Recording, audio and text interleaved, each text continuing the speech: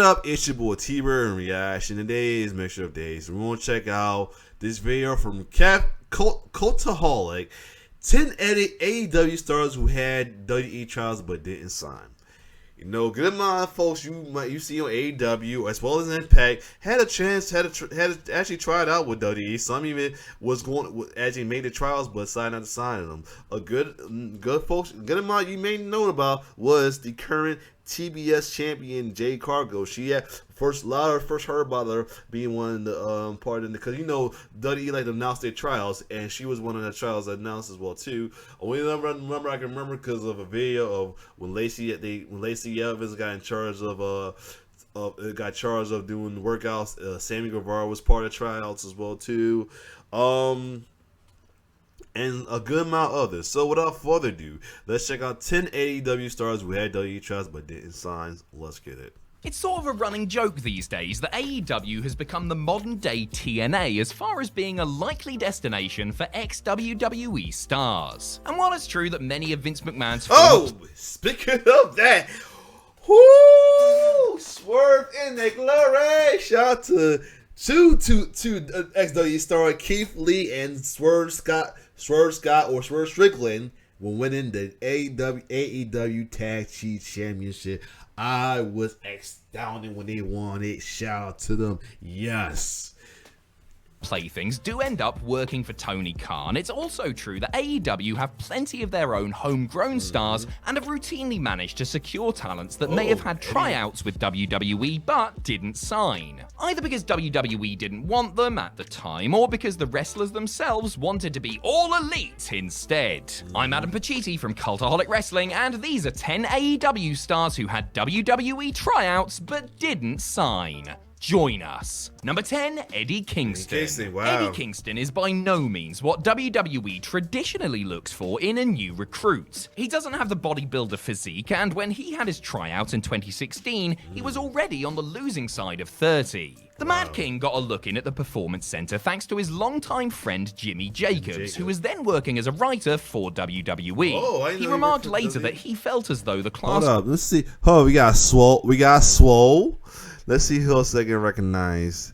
I think that's Ruby, right? I think that's Ruby in the middle. Trying to reckon. Only person I kind of recognize a little bit is Swole. If the dude, oh shoot, that's one right here is one of the on the top right with the red is one of the guys on 2.0. So he had a shot before. Nice.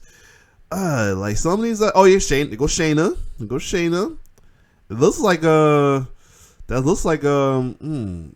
one girl I can't think of her name is. They go Jessica Mee as well too.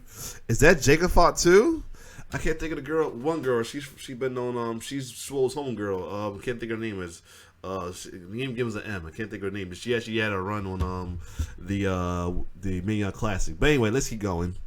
Of recruits that he was in was designed more to get people on board for the upcoming Mae Young Classic, as it was disproportionately female. Things didn't go well for Eddie either, as he was asked to record an on-camera promo following a conditioning drill and made the mistake of mentioning how it was hard for him, even as someone who had been stabbed and shot at. Apparently openly discussing guns and knives is a WWE promo no-no. Who knew? Well, Kingston knew his chances. Alright. It's killing me to try to figure out that one girl named the light-skinned girl. So let me hold on a second. Look at the Mania Classic real quick. Yeah, the person I was thinking of was Nikki Savoy. That's all I was thinking of. I could slip my tongue. Yeah, Nikki Savoy. I'm wondering why she never got picked up by a major company yet, though. I know she's been doing anything like crazy, but back to Eddie. Getting signed was slim to none after a promo talking about Tupac and Santa Claus left two WWE writers observing the promo class completely bewildered. Sounds like a good promo. Number 9, Ricky Starks. Yep. Because he was on a segment with Ryback. Yup. Ricky Starks had his first WWE enhancement match all the way back in 2012, just a year after he started wrestling. A lifelong fan who had wanted to be a sports entertainer all his life, Starks felt like he was going to get his big break after putting over Jinder Mahal, getting put through a table by Ryback, and cutting a promo on Kane prior to getting demolished by the Big Red Machine. He then had several tryouts at the PC and later said that he felt he did well in the promo class, especially against athletes from other walks of life that didn't know much about the business. But nothing ever came of it, and after being in a bit of a limbo stage for a while, Ricky knew he would have to explore his options elsewhere. As someone who grew up watching WWE and whose major goal it was to get signed there full time, not getting a call back was a blow. Shortly after wrestling Cody Rhodes on AEW TV, however, someone from WWE did call and said that they wanted to bring him in. While Starks entertained the idea, he decided to put pen to paper with Tony Khan instead.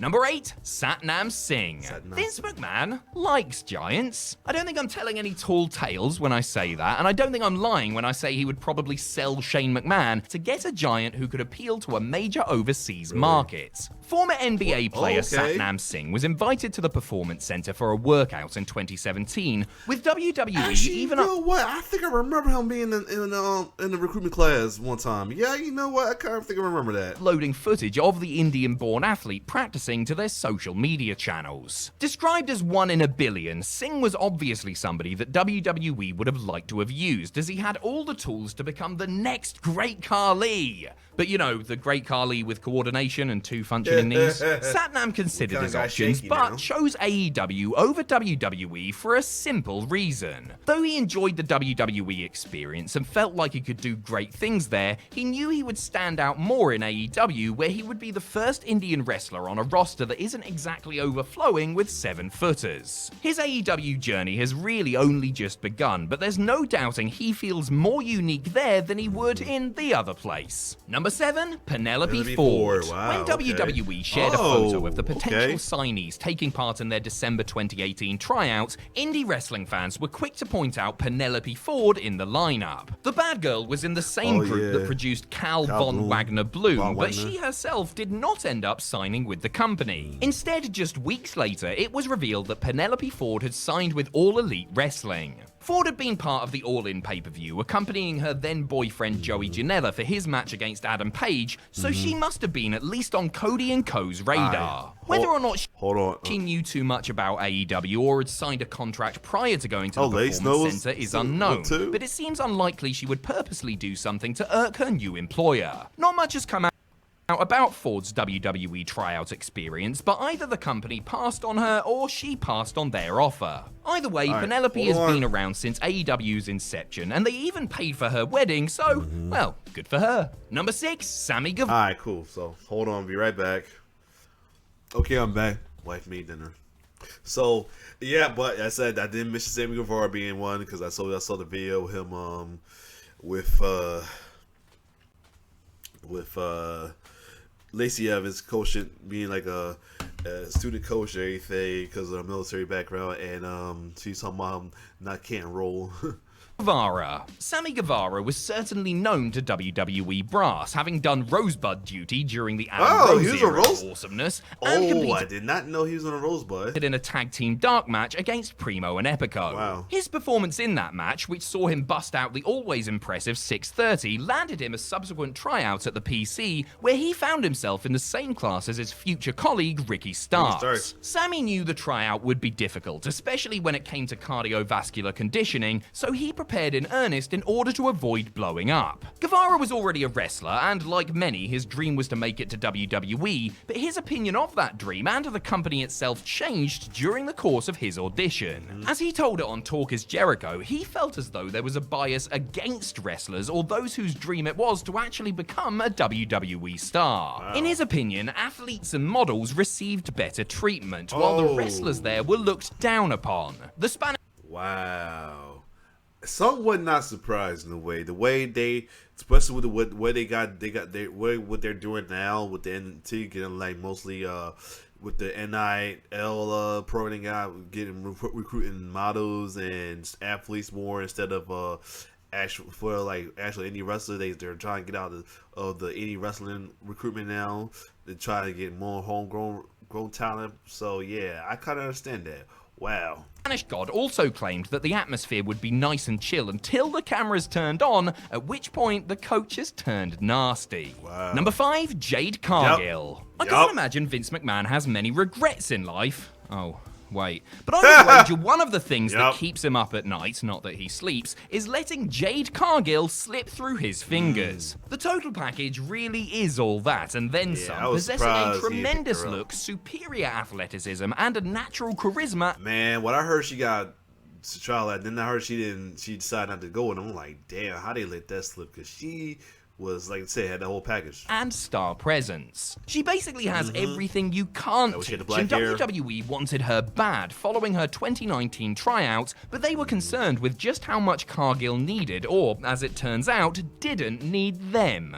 The undefeated TBS champion was far from hard up and didn't want to be just another number in the system. WWE also had reservations about how she would handle the travel schedule, given that she had a young daughter, even though Jade assured them that she knew what it all entailed. In the end, she opted against signing the 100-page contract they sent her, continued training at her own pace on the advice of Mark Henry, and said yes when Tony Khan came a-knocking. Number 4, Anthony Bowens. Wow. Anthony Bowens' WWE experience was we may be finally get the acclaim face turn I've been waiting for. If y'all saw the last week Rampage, oh man. far from positive one, as he chased a contract for an age while being ghosted and even suffered a scary injury while doing job duty on an episode of NXT. His first tryout came at the 2015 Arnold Classic, with another following at the Performance Center a year later. In conjunction with the PC camp, Bowens got a shot on TV, teaming with another hopeful to take on the Authors of Pain. Unfortunately, the Acclaimed member got knocked out in a nasty situation when his partner was powerbombed directly onto his face. He had been told that he was in line to get signed in 2017, but didn't hear anything for 3 years. And would you believe it, right after appearing on AEW's YouTube show Dark, Bowens received a phone call from somebody in WWE offering him a contract to start with NXT. However, after being ignored for so long and feeling unconvinced by the offer, Anthony decided to reject them in favor of AEW, where he signed a 5-year deal. Number 3, the Young Bucks. After they became independent wrestling's hottest commodity and I did remember hearing that. Did heard they had a actually job for them one time. prior to helping start. No, they didn't job. They was the fake. They was betrayed the fake Shawn Michaels and Triple H when they was feuding with. I forgot who they was feuding with at the time. I think it was Rated RKO. I think. But anyway, they betrayed the fake Shawn and Triple H. AEW, the Young Bucks were strongly courted by WWE. Matt and Nick Jackson had done extra work in the past, including a parody of D-Generation X, but they showed up at their tryouts, which was basically just some pre-show ring work, not exactly seeking full-time employment. The brothers had actually already agreed to sign with Ring of Honor, but went to the Raw taping anyway to see what it would be like, and to generate some buzz ahead of their imminent arrival in ROH. Before doors opened, they apparently had a barn burner of a bout with the Usos, talk about your contemporary dream match there, and would have likely been approached about getting signed had William would love to see that. Them against the Usos, that'd been a nice matchup. Oh man. Regal, who was on his first day on the job, not erroneously believed that they were still in their teens. Also of note from their tryout was the big drama that came out afterwards about them not shaking Booker T's hand backstage, which had the 5-time WCW champion spinner-rooneying in rage until they squashed the beef years later. Number 2, Wardlow. Wardlow's WWE tryout experience was so shout out to our new TNT Championship champion Wardlow. disheartening that it almost resulted in him quitting the business, and what a travesty that would have been. The story of his tryout is a familiar one by now, as he showed up in great shape and full of passion for the business. Hell, he even observed the WWE dress code and wore a suit, something he later said he was alone in doing. In Wardlow's own words, he smoked the tryout and was so sure that he would be offered a deal that he sold his motorcycle and home in order to put all his money and energy into moving to Florida. Ultimately though, he was passed over for others who, according to him, had no knowledge of wrestling and claimed to not even like it.